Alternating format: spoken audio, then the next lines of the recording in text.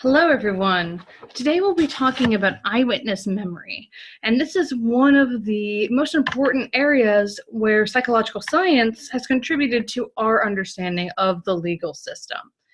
So today we will be walking through some of the basic findings here and how they may relate to how accurate eyewitness testimony is.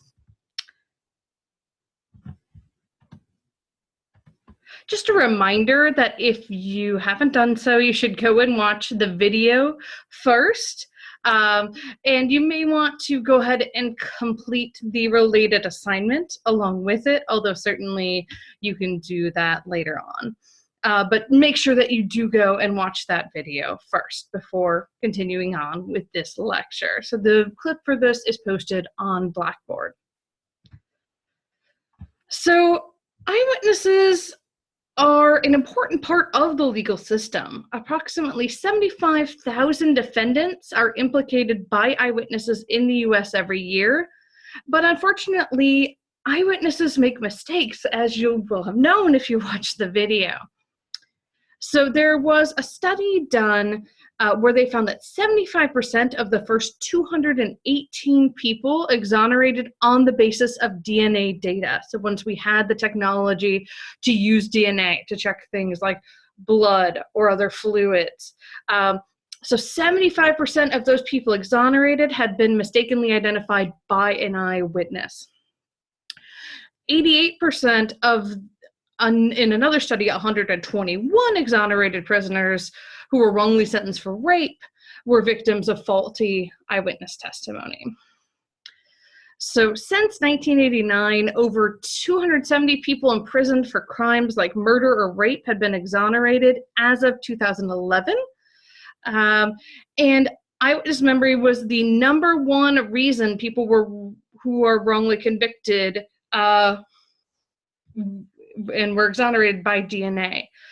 So really something that's problematic, really something that we need to be aware of because we don't want to be locking away the wrong person that actually doesn't help us, right? So we're going to talk about some of the basic information behind this. This is going to go more into cognition, which is an important part of basic science of psychology, and in particular, we're going to be focusing on perception and memory. So to process information about a crime, we must first perceive a stimulus and then retain it or remember it in our minds, at least momentarily. But we have failures and errors that can emerge at any of the steps along the way that we're going to talk about. So perception, certain variables can actually affect how we take in information. So for example, whether we ourselves are injured in some way, whether or not we're actually paying attention to what's going on, right? And research shows that perception is particularly limited in the stressful context of a crime. So one of the examples of this is what's called the weapon focus effect. If a weapon is present when a crime is committed, we're going to devote more time to looking at that weapon than we are to looking at the facial features of the person or other aspects of them because the weapon is what could kill us, right? So we're going to focus on that. Then we want to look at the stages of memory. We've perceived it, now we've got to remember it. So you have encoding. So encoding is just getting it from the outside into our memories, and stress can really affect your encoding process. You can encode it incompletely or inaccurately as the result of stress. The characteristics of the witness can affect this as well, as we mentioned with perception. So if you were injured in some way, if you naturally have a visual impairment or a difficulty with your hearing, this can certainly get in the way of you being accurate here. Storage is very important as well.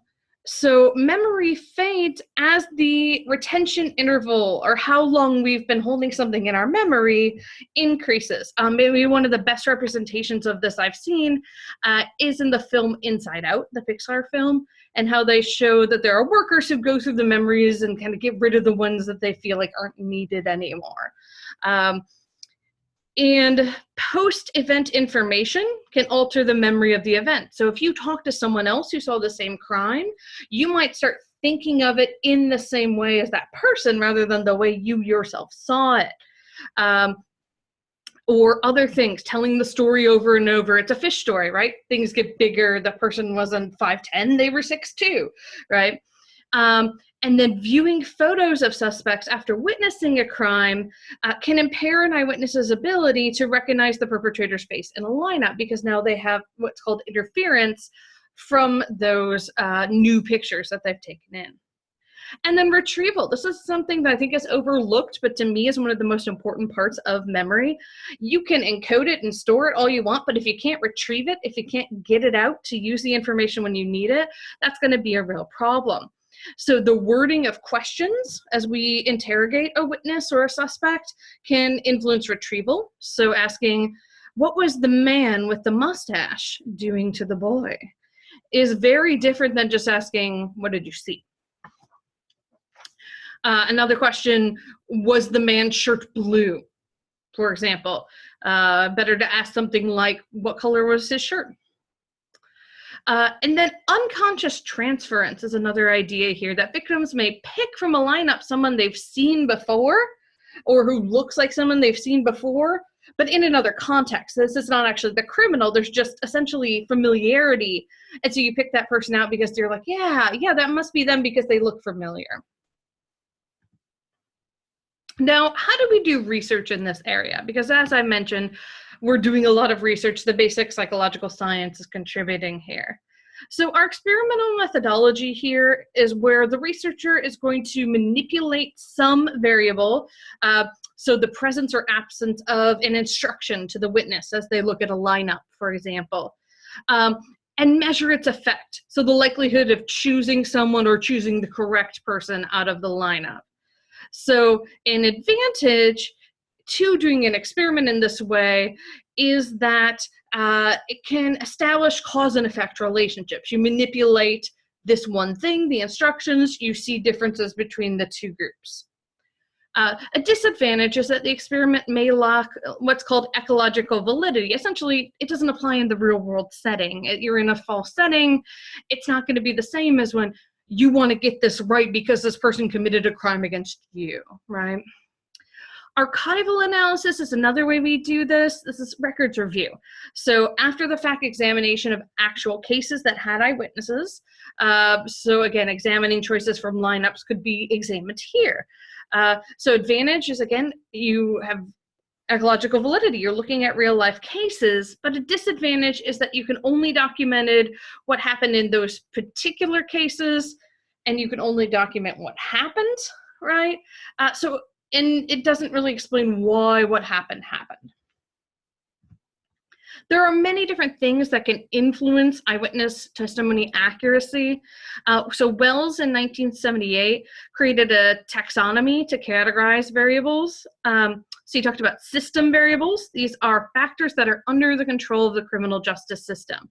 So how the law enforcement official instructs the witness before reviewing a lineup.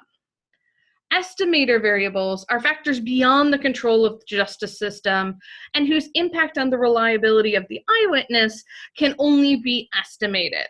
So for example, the lighting conditions at the time of the crime. If it's dark out, you're less likely to see great detail, right?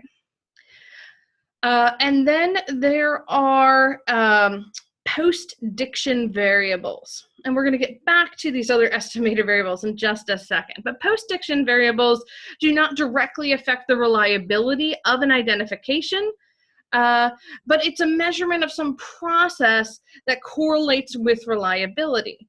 It's basically the confidence that a witness feels for an identification. That's an example.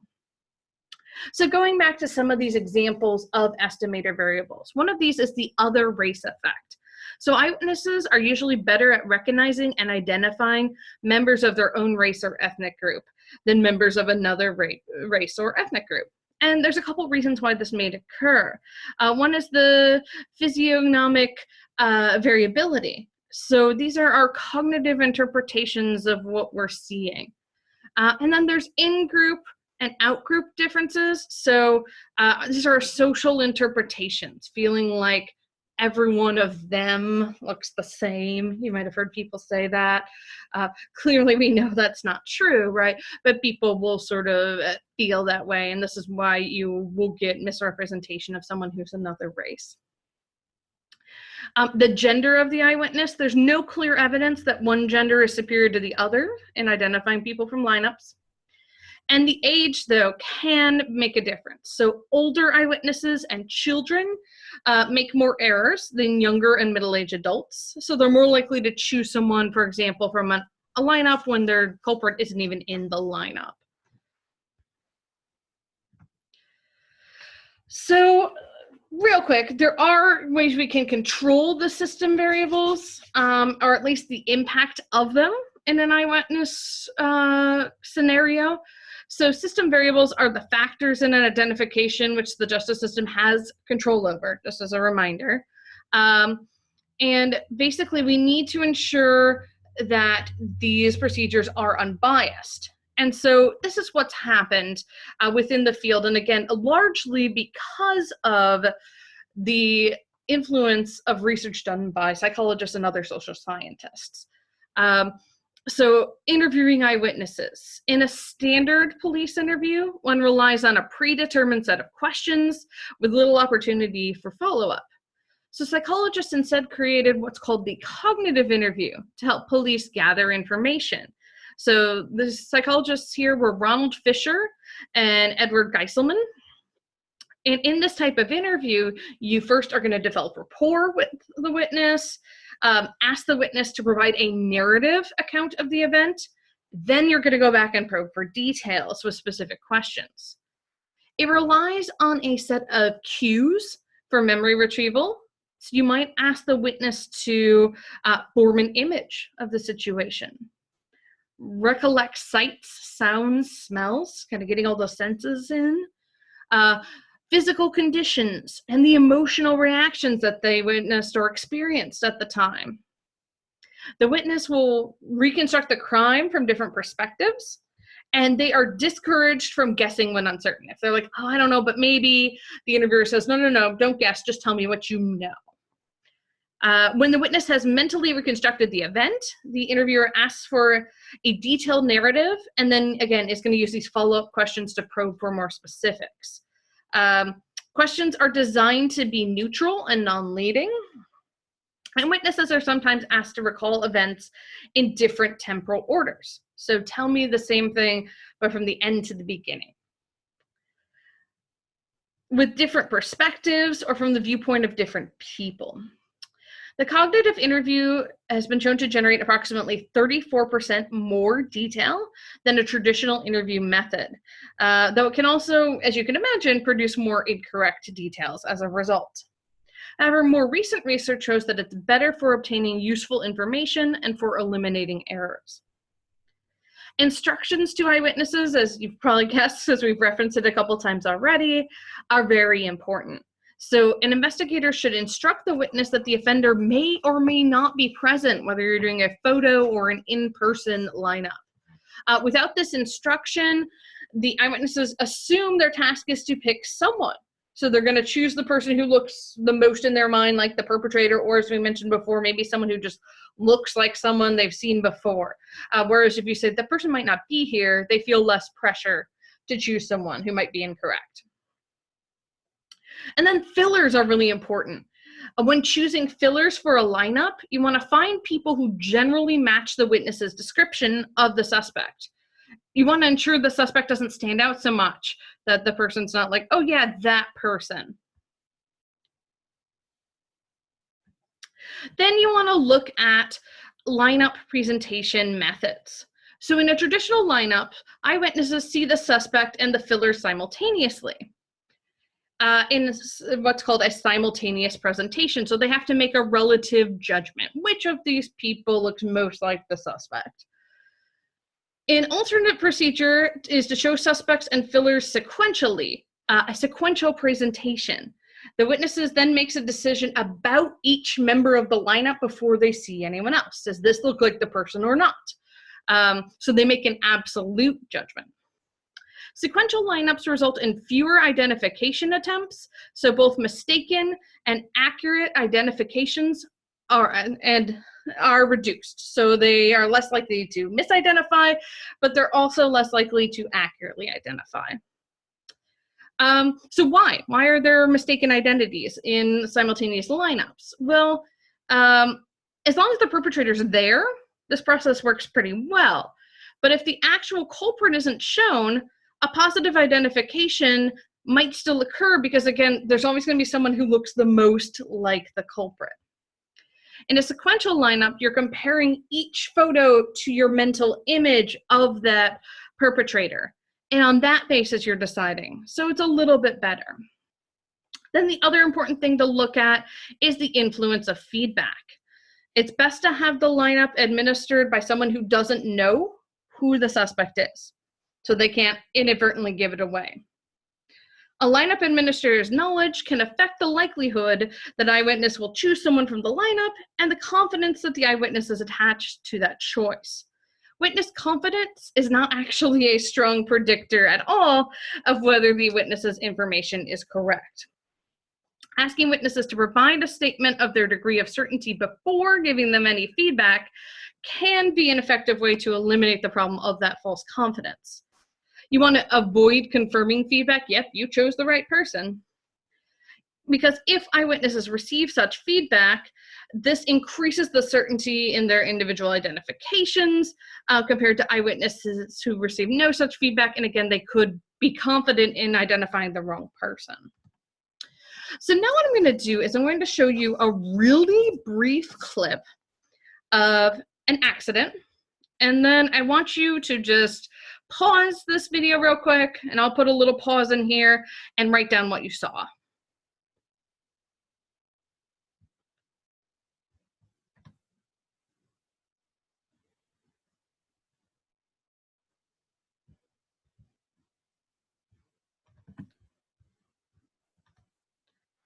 So again, write down what you think you saw.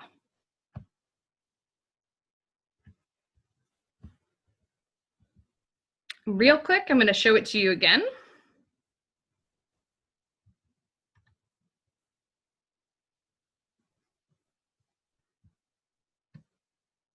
So, was what you thought you saw accurate? Maybe, maybe not, right? It happened really quick, and you might be like, oh, that's not fair, it's so short. If you're witnessing something in real life, that's what it's going to look like, right? So that's something, again, to kind of keep in mind as we talk about the reliability and accuracy of eyewitness testimony. So now we've gotten that person through the lineup and we're asking that person to be an eyewitness in the courtroom. Jurors put a lot of weight on testimony from an eyewitness. And Elizabeth Loftus, who we talked about in our very first lecture, has looked at this a lot. This is really her area of focus, is eyewitness testimony. And so in one study, she gave subjects a description of an armed robbery resulting in 2 deaths.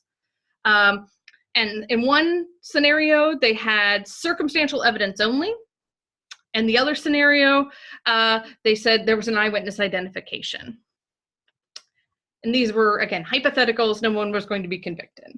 18% of those who were given only circumstantial evidence said, yeah, we should convict that person. 72% of those who got the information that the ear was an eyewitness said, yeah, we should convict them. Same information. So that's something we really need to take into account. Jurors are influenced because they seem unaware of these factors that can compromise eyewitness accuracy. They have little awareness of these estimator variables that we've talked about, and they don't know about eyewitnesses who can't ID a subject, for example. They probably aren't called on to testify in court.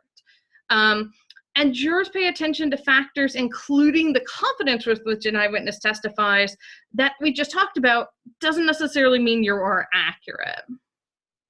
So there are some safeguards against mistaken identification. So jurors can be informed about whether investigators followed the Department of Justice guidelines or DOJ guidelines for conducting lineups. You can allow psychologists who are knowledgeable about research on perception and memory to testify to juries. And in fact, this is a lot of what Elizabeth Loftus has done in her career. And judges can instruct jurors about the potential weaknesses of eyewitness identifications and how to interpret this testimony. So instructions to jury can be really important here. So the tell-fair instruction reduced mock juror sensitivity to eyewitness evidence, probably because that instruction mentions only vague directives and gives little indication how jurors should evaluate the evidence. An instruction that incorporated information likely to be delivered by an expert preserved juror sensitivity to the factors that could influence eyewitness reliability. Unfortunately, even though these instructions seem to be effective, judges are often reluctant to give them because they don't want to sort of bias jurors in one way or the other. So the next thing we're going to talk about is repressed or recovered memories. And this clip you can watch in your own time, but essentially it's a study where Elizabeth Loftus interviewed people's family members and asked for genuine memories, and then had the people talk about those memories, and then implanted a false memory in that list and said, oh, your family member talked about when you were lost in a mall. And people will be like, oh yeah, I totally remember being lost and this guy in a checkered shirt helped me, and it never happened. So it's something that's really important to know, is that something as simple as that can be false. Is that we think there is a good memory, that it's going to be accurate, but it's not at all. So emotionally motivated forgetting is another thing that can happen. This is called repression. In this case, forgotten events are thought to be so traumatizing that individuals bury them deep inside their unconscious, so they repress them. Some suggest that repression has never been proven to exist, and that the inability to remember traumatic events can be explained by ordinary forgetting. That would be controversial within the field of trauma psychology. A related unconscious process is dissociation, which happens to people who have been through trauma. And so victims of abuse or other traumas are thought to escape the full impact of an experience by psychologically detaching themselves from it. So this can be as simple as zoning out whenever someone talks about it, or as extreme as identifying another, or creating unintentionally another personality to protect you, as in dissociative identity disorder, what used to be called multiple personality disorder. Most of the reports of repressed and recovered memories involve claims of childhood sexual abuse. The theory is that these individuals suffered this abuse as children, repressed or dissociated any memory of the horrors for many years as a form of protecting themselves, and eventually recovered their long-lost memories of the abuse. Sometimes repressed memories are recovered only after a person participates in hypnosis, age regression, using essentially a truth serum, or other guided visualization. And researchers and therapists often question the validity of these memories, because people in particular who are hypnotizable are also very suggestible. Now, in terms of false memories, in court, accusations that arise from recovered memories sometimes result in litigation. The claims in these malpractice lawsuits usually take the following form. The abuse never occurred. Therapists created and implanted false memories of abuse through one of these memory retrieval techniques, or clients ultimately came to believe the false memories and accused the alleged abuser. You know, it's controversial. I would say this probably happens rarely, but there are a lot of reasons, and we'll talk about this when we talk about victims later in the semester. There are a lot of reasons why someone may not report until they're an adult years later, and feel more confident in their ability to do so and more supported. So children can be eyewitnesses to the crime. And research shows that kids over 6 can make reasonably reliable identifications from lineups, provided that the perpetrator is actually there in the lineup and the child has had extended contact with that perpetrator. They're generally less accurate than adults when making an identification from a lineup when the suspect is absent, So they're more likely to have those false positives where they pick someone who's not the perpetrator. So what are some of the possible solutions? Allowing the child to practice on lineups where they're told the person is definitely not in this lineup, just so they can kind of get used to the procedure. And also, as with adults, instructions telling the child it's acceptable not to choose anyone from that lineup. Now, children who are victims of CSA or childhood sexual abuse are another case. Most of these cases are going to rest solely on the words of the victim because there's often a lack of physical evidence. There are concerns about whether kids can be trusted to provide accurate details and disclose experiences of abuse at all. And good interviewers will first ask a child to describe the events in his or her own words. So they'll use open-ended questions. You want to not use suggestive questions, and we should discourage those. You can follow the open-ended questions with specific questions, but kids are less accurate at those. Kids younger than 6, so preschool kids, recall little, even when they've just witnessed the event, either because they're shy or they fail to understand what the adult's trying to ask them. But these older children can provide more detail, provided they're not asked about something that's ambiguous or confusing to them or didn't actually happen. So what about a child's recall of repeated events? Repetition enhances memory for aspects of an incident that are held constant, but impairs the ability to recall details that are different. The effect of suggestive questioning, again, why shouldn't we be asking these suggestive questions? Interviewers with preconceived notions about an event will ask these questions that elicit responses that are consistent with their beliefs. So I think this person did it, so I'm going to ask the child about this person. This is called interviewer bias, and doing so can elicit a false report.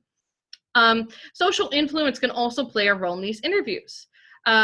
Children who are interviewed by a highly supportive interviewer who says, I really just want to know what you saw, tell me genuinely, they're going to be more resistant to suggestive questions. Now, what is the effect on the child in these cases of childhood sexual abuse, of having them testify in open court? Talking about the victimization in a public setting can essentially re-traumatize the child. It's possible. It certainly can be traumatic in and of itself, but for other children, it can actually be therapeutic to sort of get it off their chest. And in fact, there are therapies for trauma that involve telling the story to your therapist as a way of getting it off your chest, catharsis, taking away the power of that memory. The most negative effects were for those who were very young when the case started, those who had to testify repeatedly, and those who opted not to testify, and then the perpetrator received a lighter sentence. In terms of how jurors perceive child witnesses, they're generally viewed as less credible than adult witnesses, except in childhood sexual abuse cases. Here, younger victims are viewed as more credible than adolescents or adults, probably because jurors suspect that younger children lack the sexual knowledge to fabricate an allegation.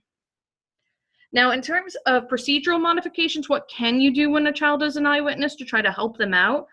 And these have been allowed by judges to protect the child from that stress of testifying. You can place a screen in front of the defendant so the child can't see him or her when testifying. You can have the child testify from closed circuit TV from another room.